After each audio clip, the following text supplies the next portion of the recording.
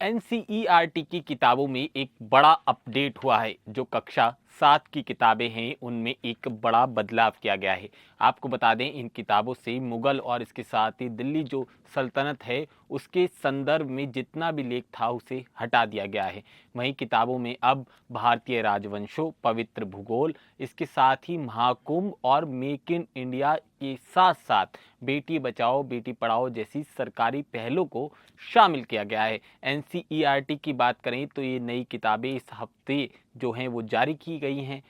अधिकारियों ने इस पर बयान भी दिए हैं। आपको बता दें, जिन्हें नई राष्ट्रीय शिक्षा नीति और इसके साथ ही स्कूल शिक्षा के लिए जो राष्ट्रीय पाठ्याचार्य रूपरेखा है उसे साल 2023 के अनुरूप तैयार किया गया है। ये किताबें स्कूल के दौरान जो बच्चों को भारतीय परंपरा, दर्शन, ज्ञान प्रणाली और इसके साथ ही स्थानीय संदर्भ को जानने में एक अहम भूमिका अदा करेंगी। इस पर अधिकारियों का बयान सामने आया है।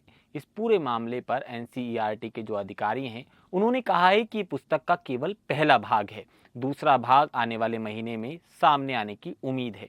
हालांकि अधिकारियों ने ये साफ नहीं किया है कि किताबों से हटाए गए अंश दूसरे भाग की जो किताबें हैं उसमें शामिल होंगे या नहीं होंगे। आपको बता दें, पहले भी एनसीईआरटी की जो किताब थी वहाँ से मुगल और दिल्ली सल्तनत के जो कंटेंट थे उसमें काफ़ी काट-छाँट की गई थी, जिसमें तुगलक, खिलजी और इसके साथ ही लोधी जैसे जो राजवंश थे उनमें जो विस्तृत वितरण दिखता था उसमें मुगल साम्राज्यों की जो उपलब्धियां थी, यूं तो खैर कोई उपलब्धि नहीं थी, उन्होंने शासन किया और शोषण किया, पर उनको 2 पेज की टेबल में ही समेट दिया था। लेकिन नई किताबों में उनके संदर्भ को पूरी तरह से हटा दिया गया है। अब एनसीईआरटी की किताबों में सभी अध्याय नए हैं और मुगल और इसके साथ ही दिल्ली सल्तनत का कोई भी उल्लेख नहीं है।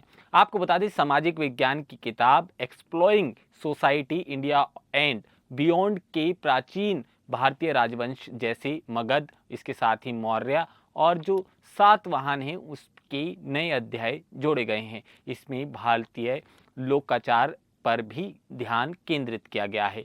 किताबों में पवित्र भूगोल और इसके साथ ही 12 ज्योतिर्लिंग, 4 धाम की यात्रा और इसके साथ ही शक्तिपीठ जैसे स्थानों का जिक्र किया गया है। किताब में महाकुंभ का भी एक बड़ा लंबा चौड़ा उल्लेख देखने को मिल रहा है। ऐसे में हमने दिल्ली यूनिवर्सिटी की किताबों में भी कुछ संशोधन होते पिछली बार देखे थे, जिसमें जो मनुस्मृति थी और इसके साथ ही जो कुरान की आयतें कुछ पढ़ाई जा रही थी उसमें कुछ बदलाव किए गए थे और इसके साथ ही उन्हें हटाया भी गया था। ऐसे में कक्षा 7 के बच्चे जब महाकुंभ के दिव्य दर्शन को पढ़ेंगे और इसके साथ ही हमारे कल्चर को जानेंगे तो इससे संस्कृति को और ज़्यादा बढ़ावा मिलेगा। लिहाजा एक सरकार की बात करें या एक धड़े की बात करें, वो इसके पक्ष में कभी भी नहीं था कि इन छोटे बच्चों को मुगल सल्तनत का इतिहास पढ़ाया जाए, क्योंकि वो इतिहास बहुत ही गहरा है और कई जख्म देने वाला इतिहास है। ऐसे में बच्चे अब जो सनातन संस्कृति की चीज़ें हैं उन्हें पढ़ते ही नजर आएंगे और लिहाजा उनके आगामी संस्कारों पर इसका असर भी देखने को मिलेगा, ऐसा एनसीईआरटी के अधिकारियों का कहना भी है। अब देखना होगा क्लास 7 की जो किताबों में बदलाव हुए हैं उसे बच्चे और उनके पेरेंट्स किस तरह से देखते हैं, ये बड़ा महत्वपूर्ण होगा।